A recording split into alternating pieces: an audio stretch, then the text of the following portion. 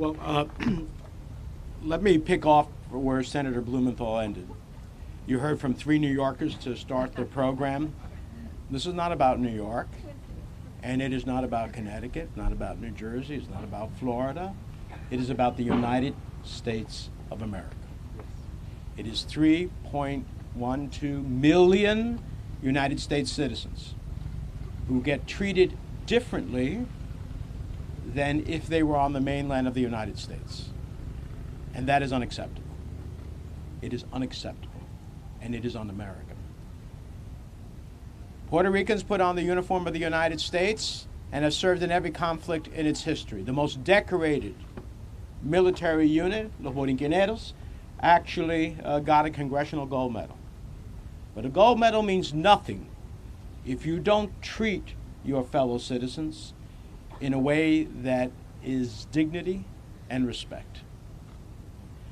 So I'm glad that we have many colleagues of the Senate now. At one time I felt rather lonely advocating for Puerto Rico. I was considered Puerto Rico senator. I remember in 2000, 5 years ago, I had a codel, a bipartisan codel, to go see Huracán Maria. And unfortunately the Trump administration canceled my military plane to go, thinking that somehow I wouldn't go. I got myself on a relief flight, and I showed up in Puerto Rico. And I still have the images today. I keep them on my phone. Hundreds of images of communities devastated, of bridges washed out, of homes destroyed. It reminds me every day. So while this was supposed to be a commemoration, it actually is another call to action.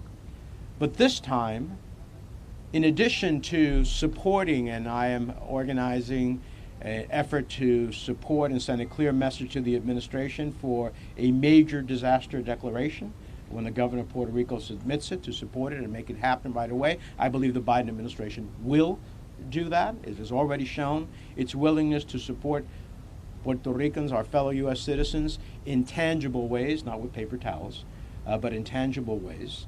But it needs its support. And it needs it now. But here's what it also needs.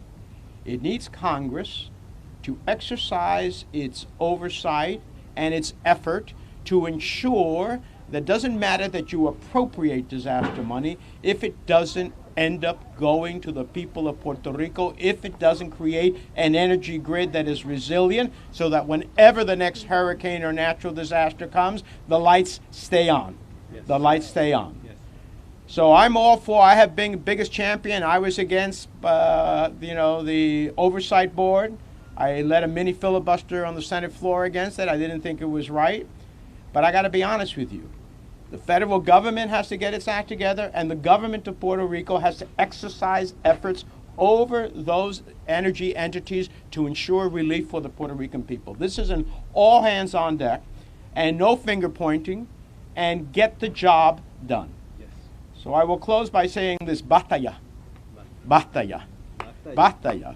Aceptamos, no es falta de recursos para ayudar al pueblo de Puerto Rico. Tenemos billones, no millones, billones de dólares otorgados para Puerto Rico en la previa Huracán María, pero no hemos visto ese dinero ser usado en favor del pueblo puertorriqueño, en favor de un sistema de energía que va a garantizar que no importa qué huracán, qué terremoto viene, que actualmente las luces van a mantenerse y la realidad de los puertorriqueños va a ser una de prosperidad y oportunidad.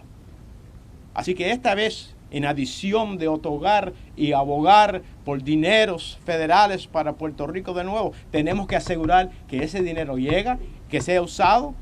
Y si tenemos que usar el poder del gobierno federal para realizar eso, que sea así.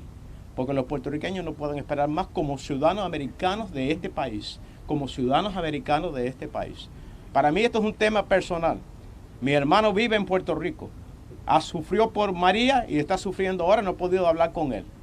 Así que no es un concepto aparte de la realidad. Es un concepto de uña y carne.